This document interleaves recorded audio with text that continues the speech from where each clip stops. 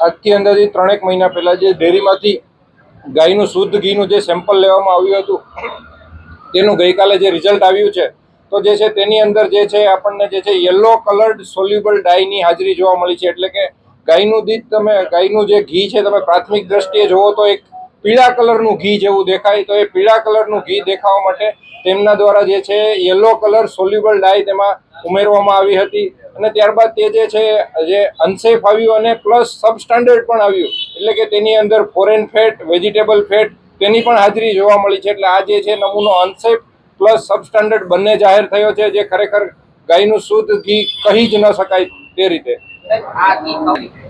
આ જે છે આવું ઘી જે છે ખાવાને કારણે જે છે આપણે હૃદય સંબંધિત ગંભીર બીમારીઓ જે છે પૂરેપૂરી શક્યતાઓ રહેલી છે. આ જે છે આપણે નમૂનો જે છે અનસેફ અને સબસ્ટાન્ડર્ડ આવ્યો છે તો તેનો જે છે આપણે એજ્યુડિકેટિંગ કેસ જે છે દાખલ કરીશું અને જે છે કોર્ટમાં તેમનો કેસ ચાલશે અને તેમના દ્વારા જે કંઈ પણ સજા અને દંડ જે છે તેમને કરવામાં આવશે. આપણે 2 થી 3 દિવસ પહેલા જે એક પનીરનો શંકાસ્પદ 800 કિલોનો જથ્થો જે એસઓજી ટીમ દ્વારા ઝડપવામાં આવ્યો છે તો જે છે તેની અંદર જે છે તે લોકો દ્વારા પનીર કોન્ટેક્સ્ટ એનાલોગ એટલે કે પનીર જેવી જ વસ્તુ, જેમ કે હું તમને એક ઉદાહરણ આપું તો એક જે છે મિલ્ક આઈસ્ક્રીમ કે જે આઈસ્ક્રીમ હોય તેની અંદર મિલ્ક ફેટ જ હોવું જોઈએ અને પ્યોર મિલ્ક હોવું જોઈએ. તેની અંદર તેના જેવું સેમ આવે છે ફ્રોઝન ડેઝર્ટ કે જેની અંદર જે છે તમે vegetable fat, vegetable oil use કરી શકો છો. તો ફ્રોઝન ડેઝર્ટ અને પ્યોર આઈસ્ક્રીમમાં આ ફર્ક છે. પ્યોર આઈસ્ક્રીમની અંદર વેજીટેબલ ફેટ કે વેજીટેબલ ઓઇલનો યુઝ કરવાની સખ્ત મનાઈ છે, જ્યારે ફ્રોઝન ડેઝર્ટ છે તો તેની અંદર જે છે તમે વેજીટેબલ ફેટ કે ઓઇલનો યુઝ કરી શકો છો.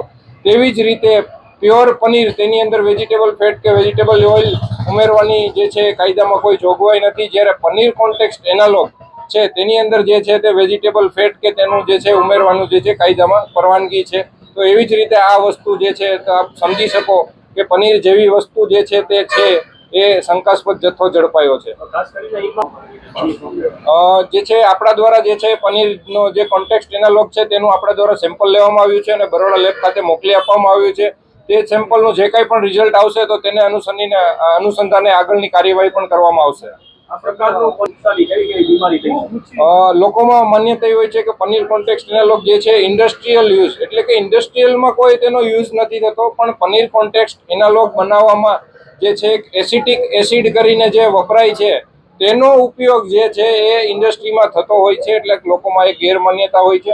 અને એસિટિક એસિડ એક એવી વસ્તુ છે એટલે કે જે સાદી ભાષામાં કહીએ તો આપણે વિનેગાર જે છે એ માઇલ્ડ ફોર્મમાં હોય છે. એસિટિક એસિડ જે છે એ કોન્સન્ટ્રેટ ફોર્મમાં હોય છે. તો તેને માઇલ્ડ કરી અને પનીર કોન્ટેક્સ્ટ એનાલોગ બનાવવામાં જે છે દૂધ ફાડવામાં કે તેનો ઉપયોગ કરવામાં આવતો હોય છે.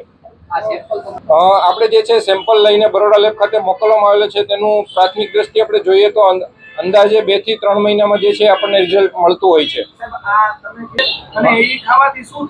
એસિટિક એસિડ જે છે કેમિકલ છે, ખાવાનું ડાયરેક્ટલી કોઈ પણ વસ્તુમાં યુઝ થતું નથી.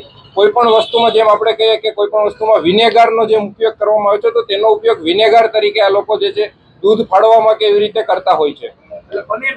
યસ, દૂધ ફાડવામાં અને એમાં જે છે તે વિનેગાર તરીકે એસિટિક એસિડ જે છે કોન્સન્ટ્રેટ એસિડ છે એ કોન્સન્ટ્રેટ ફોર્મમાં હોય છે. તો તેને પાણી એડ કરી માઇલ્ડ ફોર્મમાં બનાવીને પછી તેનો દૂધ ફાડવાની પ્રક્રિયામાં ઉપયોગ કરવામાં આવતો હોય છે. એ જે છે લાંબા સમય આવા પદાર્થો ખાવાને કારણે જે છે લાંબા સમયગાળામાં જે છે આંતરડાને લગતી ગંભીર બીમારીઓ થવાની પૂરેપૂરી શક્યતાઓ રહેલી છે.